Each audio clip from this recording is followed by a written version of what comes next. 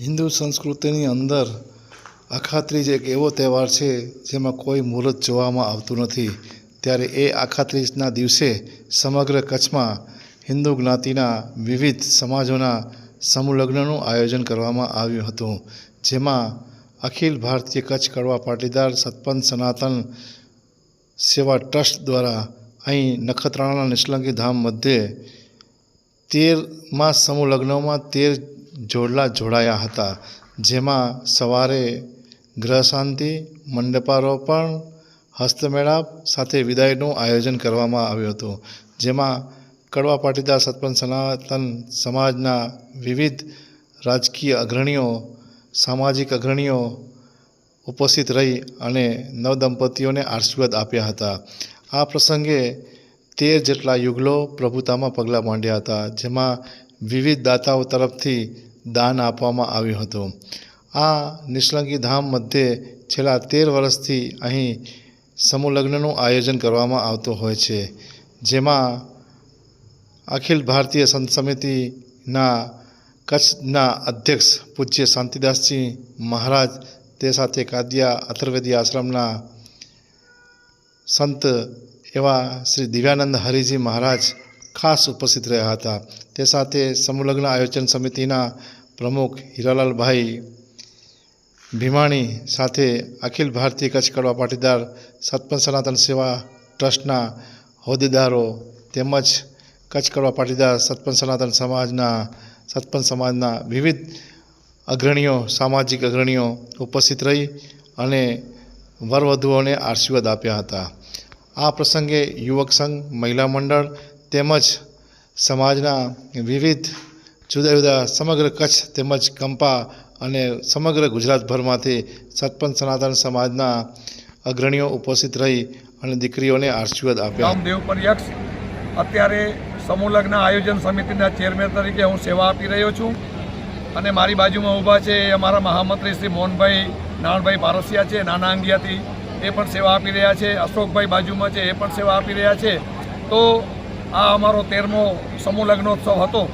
અને આજે આપણે ઉજવી રહ્યા છીએ. એનામાં 13 નવદંપતીઓએ આજે પ્રભુતામાં પગલાં માંડ્યા. યોગાનું યોગ 13મો સમૂહ લગ્નોત્સવ અને એમાં 13 નવદંપતિ જ્યારે આજે પ્રભુતામાં પગલાં માંડ્યા છે, તો ભગવાન શ્રી નિષ્કલંકનાથ ભગવાનની ધજા, કુલદેવી ઉમિયા માતાજીની ધજા નીચેથી જે કયા દીકરીઓ આજે અહીંયા એમના આશીર્વાદ લઈ અને જે જઈ રહી છે, તો એ પણ એક સારી વાત છે. સાથે સાથે સમાજનું જે આયોજન છે એનામાં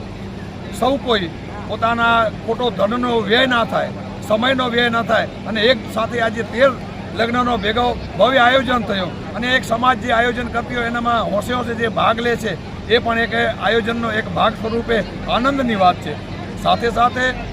આ કાર્યક્રમને સફળ બનાવવા માટે અમારી સમૂહ લગ્ન આયોજન સમિતિની ટીમ, સાથે સાથે યુવા સંઘની ટીમ, મહિલા સંઘની ટીમ અને સમાજના આગેવાનોનો જે હોશભેર અમને આવકારો મળે છે, અમને જે પ્રોત્સાહન મળે છે, એનાથી આ સમૂહ લગ્નનું આયોજન સફળ થાય છે અને સંતોના આશીર્વાદો અને સદગુરુ મહારાજના આશીર્વાદથી અમારું આ સમૂહ લગ્ન આયોજન સફળ થાય છે. સાથે સાથે સખીદાતાઓ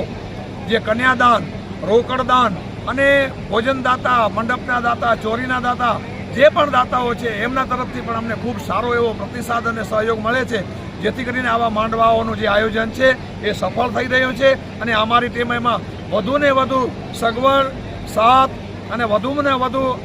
આનામાં જોડાય એવું અમે બધાને આહવાન કરીએ છીએ. આ વખતે 13 થયા, આવતી સાલ આનાથી વધીને 20 થાય એવી અમારી અપેક્ષા છે અને આનામાં કદાચ ક્યાંક પણ અમારી ઉણપ રહી જતી હશે તો એ પૂરી કરવાની પણ અમે અત્યારેથી અહીંથી ખાતરી આપીએ છીએ અને વધુમાં વધુ આપણે બધાએ આ સમૂહ લગ્નોત્સવનો લાભ લઈએ એ જ અમારું અભિયાન છે અને અમારી અભ્યર્થના છે. અસ્તુ. જય ગુરુ. કન્યાદાન રૂપે જે રોકડદાન આવે છે, તો એ રોકડદાનમાંથી અમે 1 રૂપિયો પણ ક્યાંય આડોઅવળો વાપરતા નથી. જે કંઈ કન્યાદાનના પૈસા આવે છે એનું અમે એ દીકરીને દાગીનો, સોનાનો દાગીનો બનાવીને આપીએ છીએ અને એ દાગીનો અમે દિવાળી પછી આ નિષ્કલંકનાથ ભગવાનના પાટોત્સવ વખતે એ દીકરીઓને અહીંયા સન્માનિત કરી દીકરા અને દીકરીને સાથે ઊભા રાખી અને સંતોના વરદસ્તે અમે એ દાગીનો દીકરીને આપીએ છીએ. એટલે અત્યાર સુધી અમે 211 જેવી દીકરીઓને અહીંયાથી કન્યાદાન અને લગ્ન કરાવી આપ્યા છે આ 13 વર્ષમાં અને હજી પણ વધારે ને વધારે જોડાય અને સાથે સાથે કન્યાદાનમાં 29 જેવી વસ્તુઓ